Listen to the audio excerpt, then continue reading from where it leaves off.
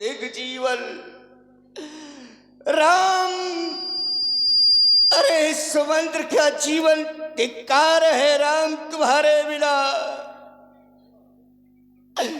अरे मेरे प्राण ही क्यों नहीं निकल जा रहे, लेकिन नहीं निकलेंगे। आज ये प्राण अपयश के भागी बन गए। कौन सा मुख लेकर के अयोध्या जाऊंगा।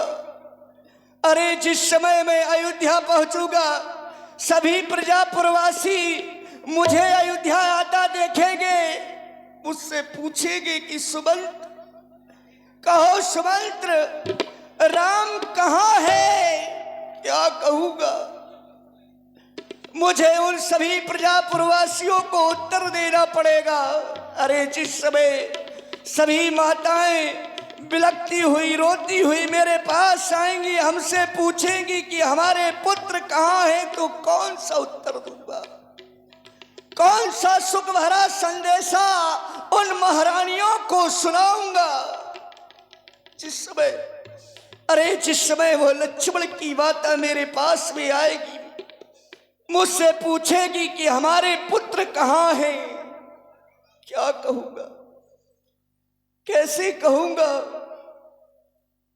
जिस समय बड़ी महारानी कौशल्या रोती हुई तड़पती हुई भागती हमारी ओर आएगी, हमसे पूछेगी सुमंत्र, कहो सुमंत्र मेरा राम कहाँ है, राम कहाँ है।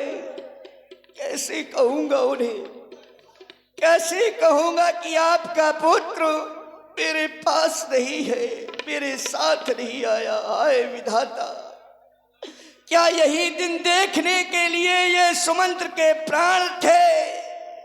राम के जाने के उपरांत मेरे प्राण क्यों नहीं निकल गए, प्राण क्यों नहीं निकल गए। अरे महाराज दशरथ तो अपने प्राणों को रोक रखे होंगे, सोच रहे होंगे कि हमारा सुमंत्र आएगा, हमारा सुमंत्र आएगा, हमारे राम को लेकर के आएगा। जिस समय महाराज दशरथ के पास पहुंचूंगा, महाराज दशरथ कहेंगे सुमंत्र, कहो कहो सुमंत्र हमारा राम कहाँ है, हमारी पुत्र वधू जानकी कहाँ है, लक्ष्मण कहाँ है। क्या कहूंगा, कैसे कहूंगा कि महाराज आपका पुत्र मेरे साथ नहीं आया, मेरे साथ नहीं आया। आए विधाता, क्या करूं। देखो ना, मैं अयोध्या के पास आ गया, लेकिन नहीं, अगर मैं इस समय अयोध्या में प्रवेश करूंगा तो सभी लोगों को मुझे उत्तर देने पड़ेंगे। सभी लोग मुझसे पूछेंगे कि राम कहाँ है। नहीं नहीं, मैं अभी अयोध्या में प्रवेश नहीं करूंगा। मैं संध्या की प्रतीक्षा करूंगा, संध्या के समय में ही अयोध्या में प्रवेश करूंगा। मुझे इसी वट के नीचे प्रतीक्षा करनी चाहिए, प्रतीक्षा करनी चाहिए। बैठी बिटप तरु दिवस गवावा, सांझ समय तब अवसर आवा। अवध प्रवेश कीन अधियारे, पैठ भवन रथ राखी दुआरे। समय उचित है, अब मुझे अयोध्या में प्रवेश करना चाहिए। अब मुझे कोई नहीं देखेगा, मुझे शीघ्र ही अपने महाराज दशरथ के पास जाना चाहिए।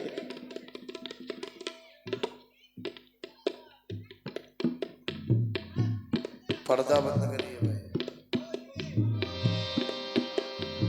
सचिव आगमन सुनत सब विकल भयौर निवास।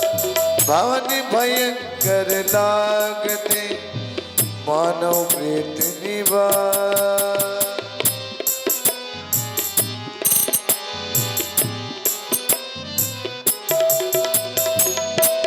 जाई सुमंत दीक कति राजा।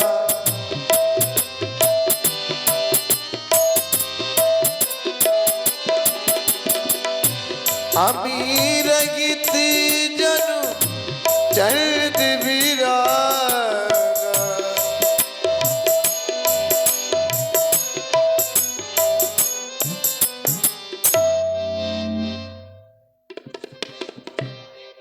अरे कोई तो बताए महाराज दशरथ इस समय कहाँ है? चलते चलते महलों में आ गया।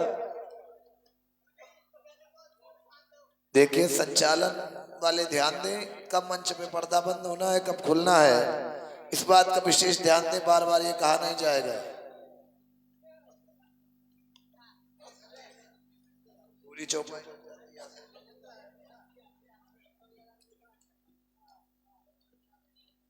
अरे क्यों नहीं?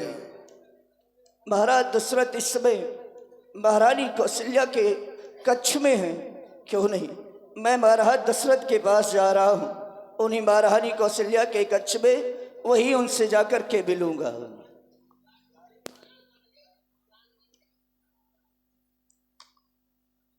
देख सचिव जय जीव कई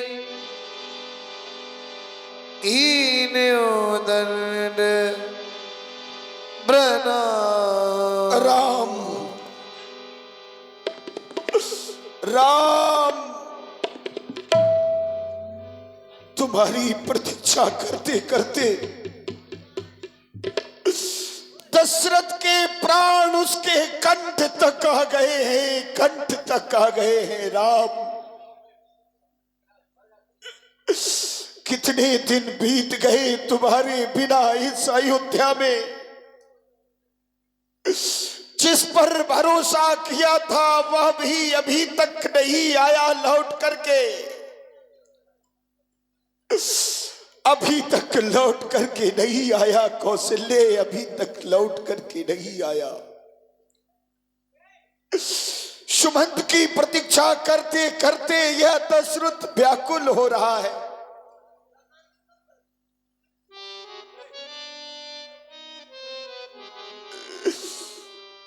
मेरे राम तुम कहाँ हो, मेरे राम तुम कहाँ हो, मेरे राम तुम कहाँ हो, मेरे राम तुम कहाँ हो।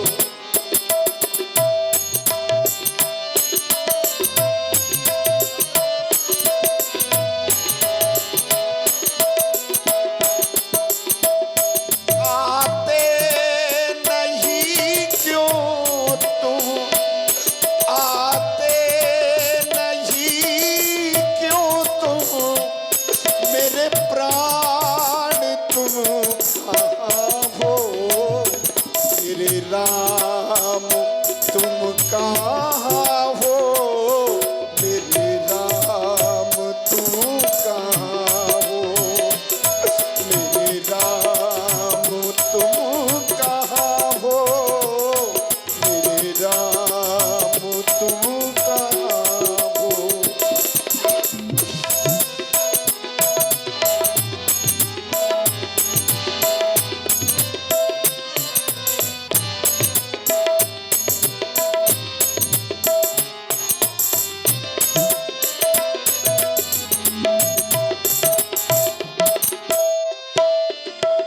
मुझको वहाँ बुला लो, मुझको वहाँ बुला लो, मेरे राम तुम जहाँ हो, मेरे राम तुम कहाँ हो, मेरे प्राण तुम कहाँ हो, मेरे राम तुम कहाँ हो, मेरे प्राण तुम कहाँ हो।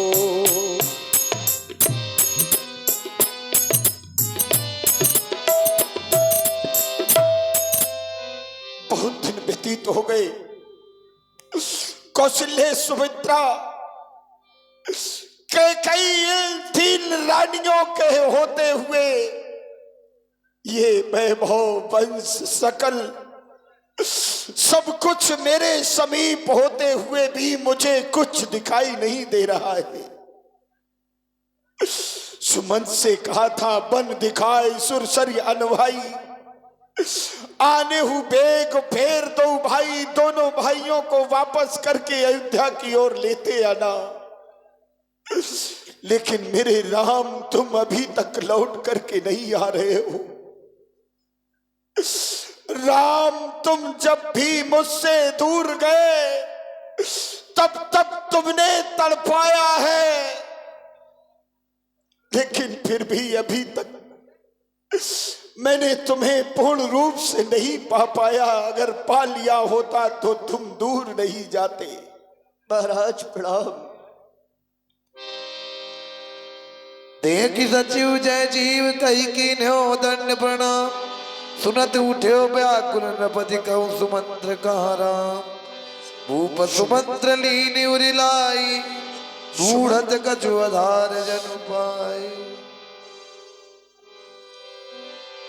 सनीत स्नेह निकट बैठारी, पूछत राव नयन भरी बार। मैं तुम्हारी ही प्रतीक्षा कर रहा था सुमंत, तुम इतनी देर से क्यों आए? अरे ये क्या देख रहा हूं, तुम्हारी आंखों से अश्रुपात हो रहा है। तुम्हारा ये मुख मलिन क्यों है सुमंत्र? बस एक बार कह दो कि मैं तुम्हारे प्यारे राम को लेकर के आया हूं। कहूं सुमंत्र कहा राम, कहाँ है मेरा राम? सुमंत्र एक बार तो कहो कहाँ है मेरा राम?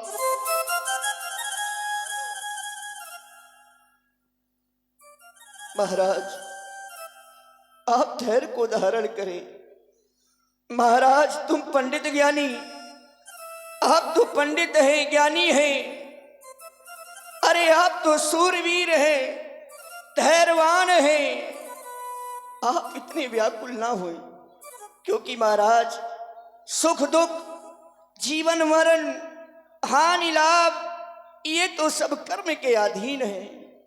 जो मूर्ख लोग होते हैं वो तो सुख में प्रसन्न हो जाते हैं और दुख में रोने लगते हैं।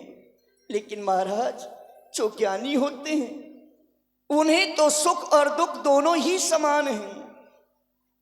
महाराज तुम पंडित ज्ञानी, आप तो ज्ञानी हैं, ज्ञानवान हैं, इसलिए आप धैर्य को धारण करें। आप इतने व्याकुल ना हो। मैं बता रहा हूं, जिस समय मैं राम को लेकर के यहां से चला था तो प्रथम निवास तमसा भयो, दूसर सुरसर तीर। पहला निवास प्रभु श्री राम ने तमसा तट पर किया और दूसरा निवास सुरसर तीर में। वहां पर स्नान करके जलपान करके आगे की ओर बढ़े। अपने मित्र निषाद राज के पास सिंहवीरपुर पर पहुंचे। एक रात्रि राम लक्ष्मण जानकी ने वहां पर विश्राम किया। प्रातः काल होते ही श्री राम ने बरगद का दूध मंगवा करके अपने इन केशों को जटाओं के मुकुट में परिवर्तित कर लिया और उसके उपरांत आगे की ओर बढ़े।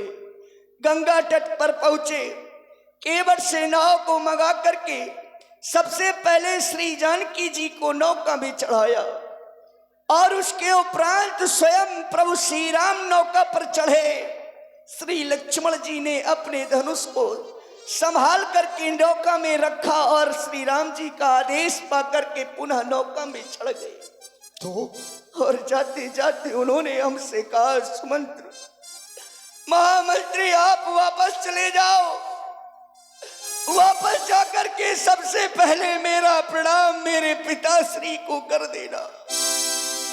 मेरे पिताश्री के चरणों को पकड़ करके केवल एक ही बात कहना कि आप किसी प्रकार की चिंता ना करें।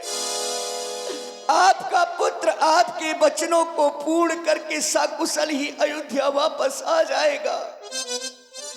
मेरे पिताजी अपने धैर्य को ना खोए और उसके बाद में हमारे गुरुदेव वशिष्ठ जी के चरण कमल को पकड़ करके उनसे विनय कह देना कि आप वही नीति करें, वही ज्ञान दें जिससे हमारे पिताजी का कष्ट दूर हो और वो शोक ना करे।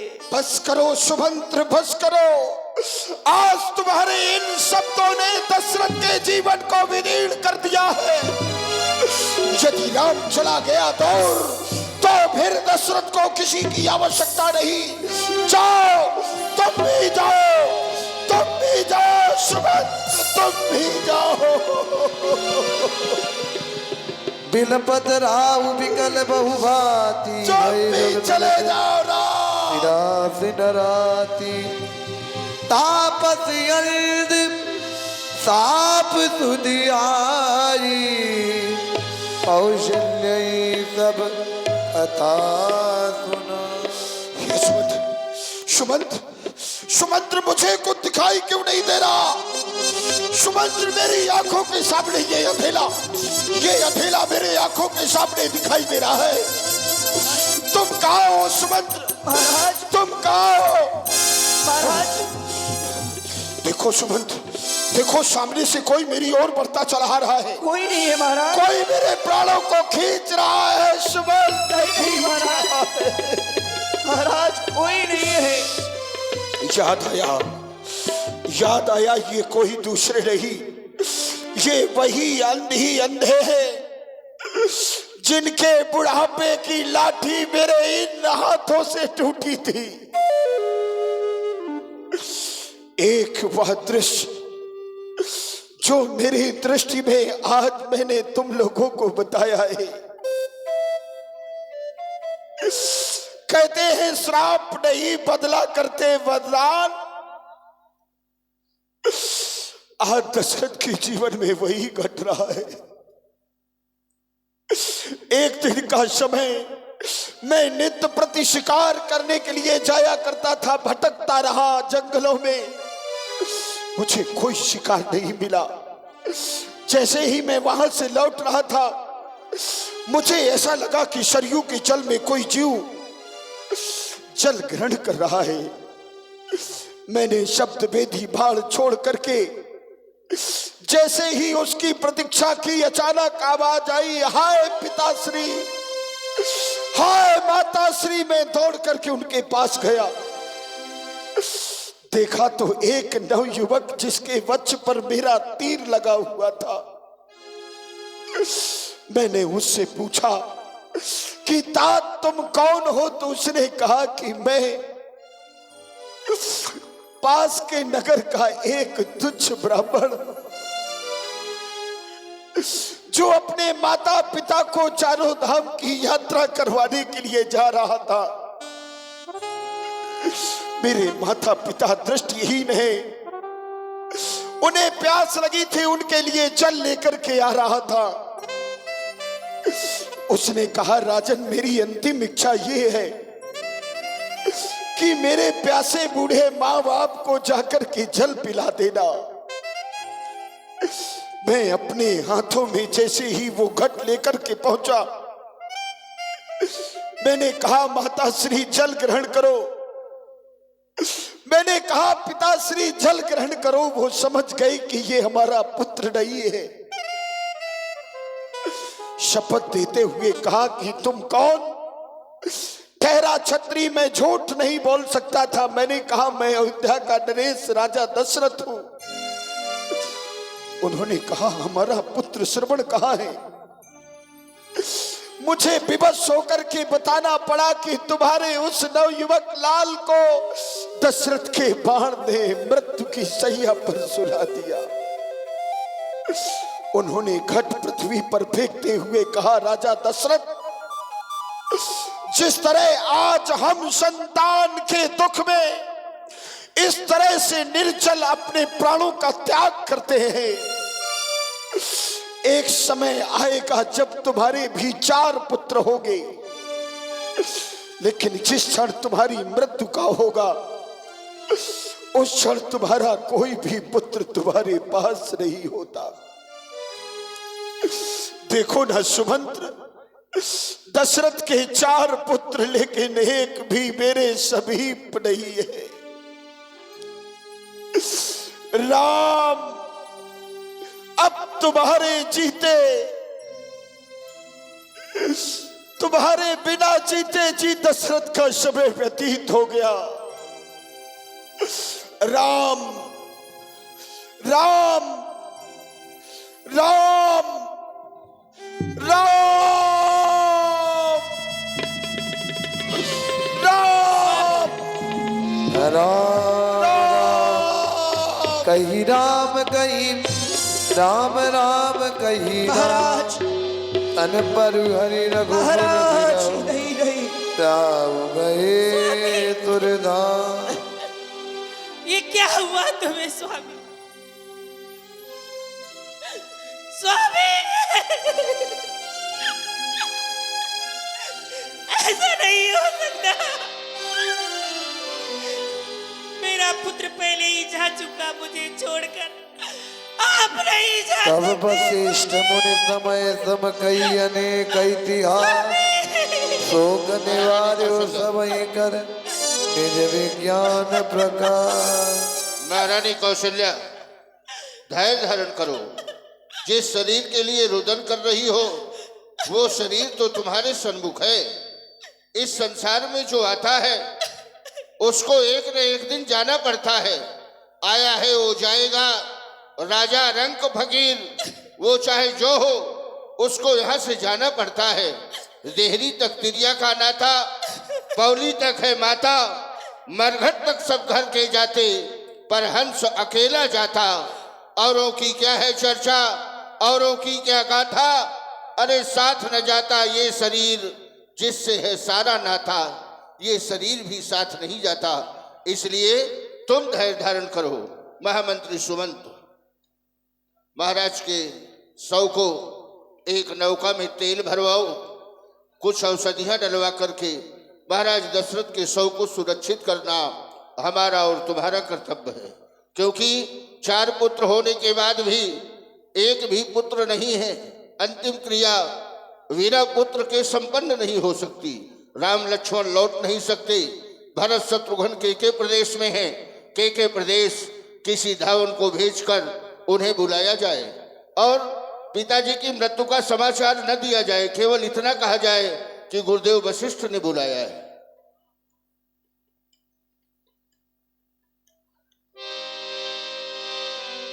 अनरथ अवध आरंभे जब ते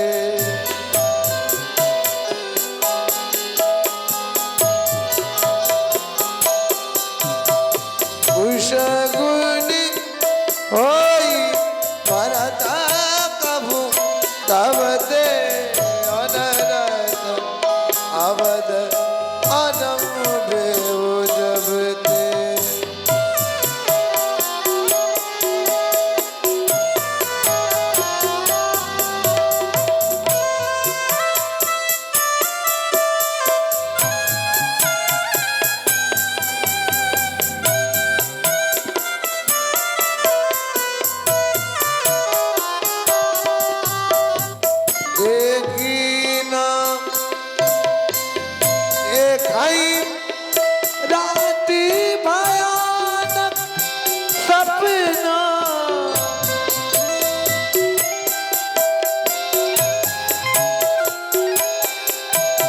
भयानक सपना भयानक सपना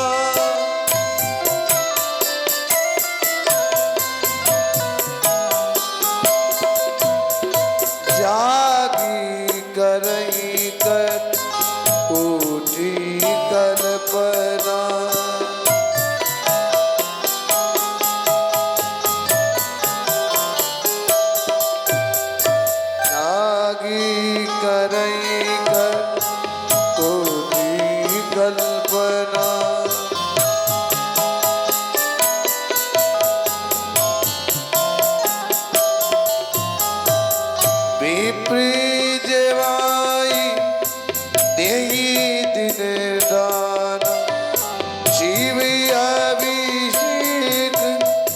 अरई विधि नाना, अरई विधि नाना, अरई विधि नाना।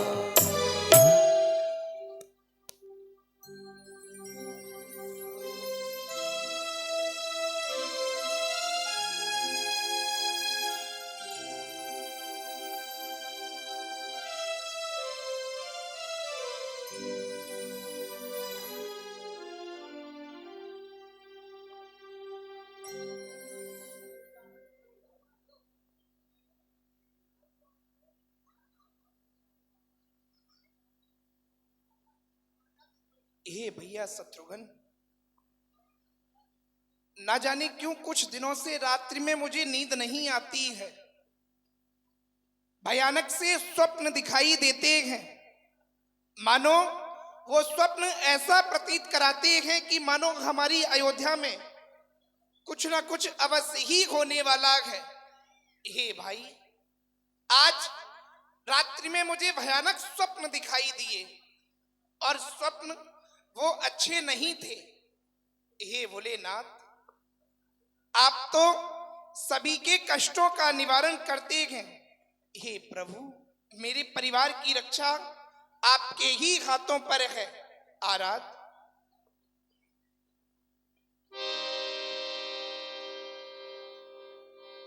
ओम त्र्यंबकम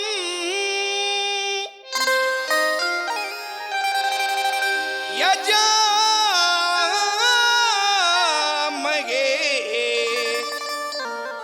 सुगंधिम पुष्टिवर्धनम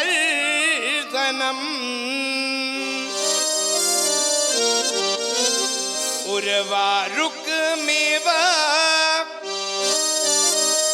वंदना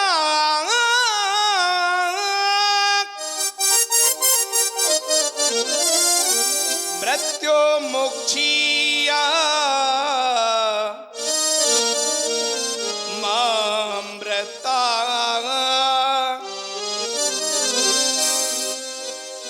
क्योंकि आराध आज भी हमारा वंदन अभिनंदन स्वीकार करें प्रभु।